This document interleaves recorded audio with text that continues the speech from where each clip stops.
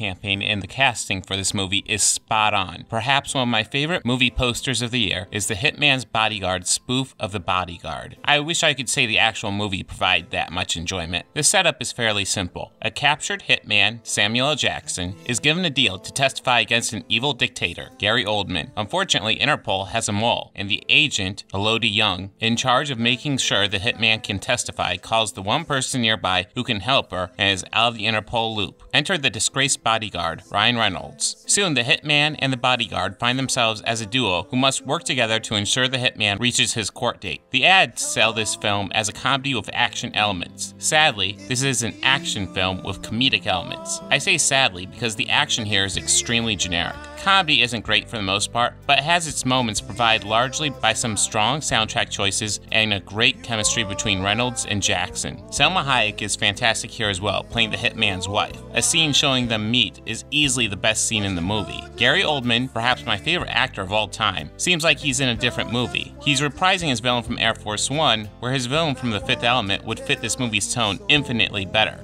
He always good from flamethrower.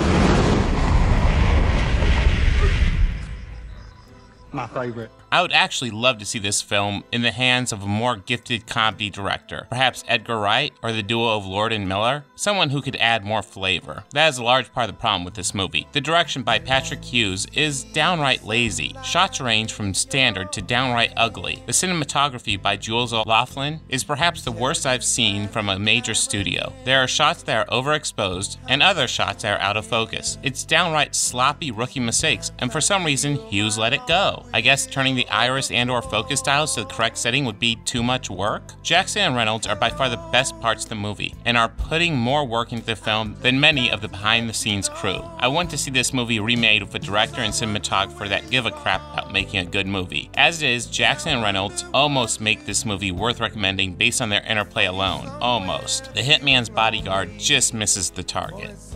You've managed to kill just about everyone else, but like a poor marksman, you keep missing the target.